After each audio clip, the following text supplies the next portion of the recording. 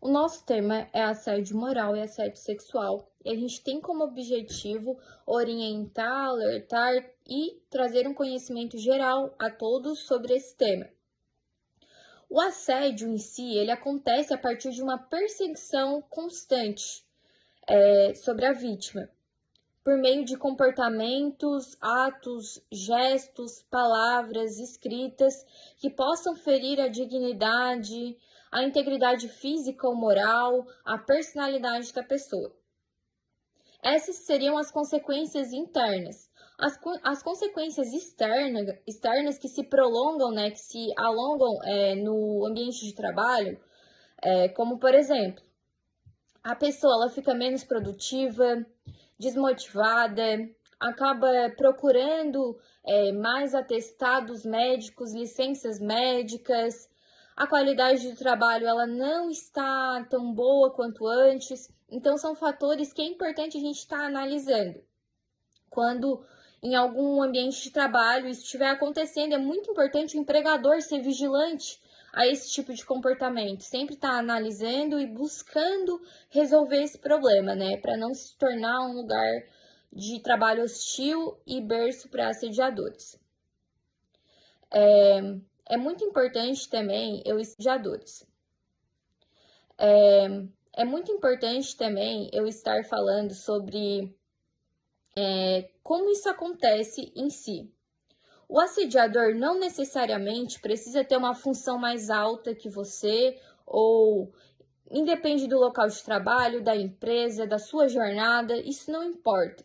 O que importa é, de fato, o assédio moral ou sexual ter acontecido, por meio dos comportamentos que eu citei anteriormente.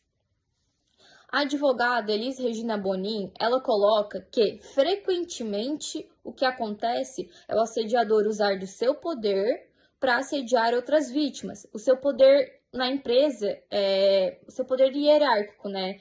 Ele é seu chefe. Mas a vítima ela não pode se calar nesse momento. Por mais que tenha medo, né, de represálias, de advertências ou até mesmo a demissão, ela não pode aceitar vivendo nesse tipo de ambiente. Existe também a previsão legal no artigo 932 do Código Civil, no inciso 3, a reparação do empregador com o empregado, né? O empregado, quando houver qualquer tipo de acontecimento, né? Crime, né? No caso de assédio moral e assédio sexual. Então, resumidamente, são comportamentos, gestos, palavras escritas que possam ferir a pessoa, humilhá-la de diversas formas, né? Acaba ferindo a sua dignidade, o seu eu, a sua personalidade, a sua integridade física, psíquica. Então, o empregador ele sempre tem que ter um olhar vigilante a esse tipo de acontecimento e sempre buscar resolver, né? Então, isso seria as noções introdutórias de assédio sexual e assédio moral. Assédio sexual no ambiente de trabalho. Ele pode ser subdividido em duas partes.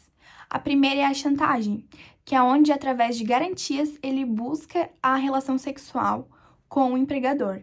E a segunda é a intimidação ou ambiental, que pode ser dirigida a uma só pessoa ou a um grupo. São condutas inapropriadas através de gestos, palavras, toque físico, que são conduzidas a esse grupo ou essa pessoa determinada, que caracterizam o assédio.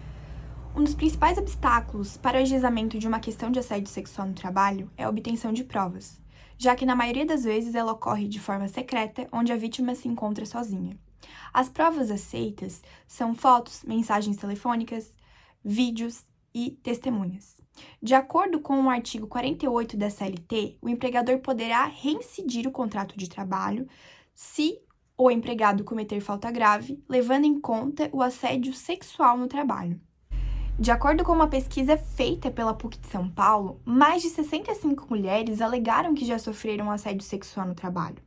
O assédio sexual viola a dignidade da pessoa humana, tais como os direitos à vida, liberdade, à honra, à privacidade, à dignidade.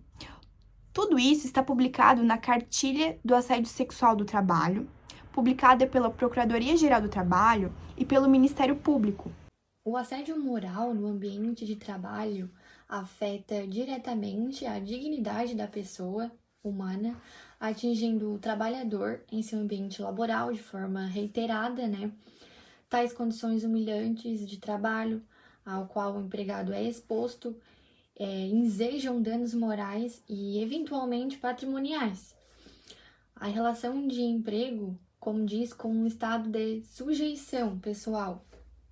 Ela é dominada de uma subordinação jurídica do empregado em relação ao empregador, e por isso constitui campo fértil para a lesão aos bens jurídicos do trabalhador, principalmente aos seus direitos de personalidade e respeito à dignidade pessoal, e profissional. Pois, em razão dessa submissão, no caso, o empregado poderá se tornar vítima de um dano, com o intuito de acelerar a rescisão do contrato de trabalho, forçando sua demissão. A doutrina dominante entende que o assédio moral é, em suma, uma conduta abusiva praticada diversas vezes, de natureza psicológica, com a finalidade de excluir o indivíduo de um determinado grupo por um motivo injustificável. Então, assim, a gente pode observar que onde quer que exista uma comunidade em convívio, pode ser observada a existência do assédio moral. A Justiça do Trabalho é o ramo do Poder Judiciário e que milhares de pessoas recorrem quando têm seus direitos trabalhistas desrespeitados. Em muitos casos dele, o que se busca é a reparação de danos decorrentes da exposição a situações humilhantes, ocorridas repetidamente no ambiente de trabalho. O assédio moral, que pode levar ao adoecimento físico e psiquiátrico da pessoa também. Como evitar o assédio moral no trabalho? Tendo em vista que o assédio moral é um fato real e concreto, as empresas podem tomar medidas preventivas de modo a evitar o assédio, tais como informar os trabalhadores a respeito do assédio moral, treinar e capacitar os gestores para administrar conflitos, estabelecer no regulamento interno da empresa os atos caracterizadores do assédio moral, bem como a responsabilização do empregado que violar as regras de empresa. Conscientizar os trabalhadores de modo a evitar ou mesmo denunciar eventuais assédios cometidos por colegas ou superiores. Exercitar e garantir que o estilo de gestão e as práticas de administração de pessoal sejam aplicadas com isonomia a todos os trabalhadores. Promover mudanças na administração ou mesmo no quadro de pessoal de forma a combater a prática de assédio. Medir e acompanhar o clima organizacional a fim de identificar eventuais conflitos, de modo a incentivar as boas relações no ambiente de trabalho, proporcionando um clima mais harmonioso. Diante das situações apresentadas acima, o ajuizamento nas ações morais no trabalho pode exigir provas lícitas, fundadas e robustas. Apesar de se parecer algo distante, é comum que nos casos concretos sejam utilizados de testemunhas, gravações feitas pela vítima ou empregado e até mesmo mensagens ou e-mails. Considerações finais. Em virtude de todos os fatos mencionados, podemos perceber que o assédio moral e sexual no âmbito do trabalho produzem um ambiente hostil e desrespeitoso que geram diversas consequências negativas para a vítima. Para caminhar em uma direção de erradicar o assédio moral e sexual, deve-se ser evitadas condutas como contestar ou criticar constantemente o trabalho da pessoa, sobrecarregá-la com novas tarefas ou deixá-la com um tempo ocioso, provocando a sensação de inutilidade e incompetência de forma proposital, ocasionando o pedido de demissão por parte do empregado, que abre mão das verbas rescisórias por não suportar a impertinência, ignorar deliberadamente a presença da vítima, divulgar boatos ofensivos sobre a sua pessoa, dirigir-se a ela aos gritos, ameaçar sua integridade econômica também são outros exemplos a serem citados. Ademais, é de suma importância que as empresas forneçam discussões, palestras incentivando a não escalar, formas de prevenção, direitos como funcionários se encontram nessa situação e tratando este problema de forma correta e séria.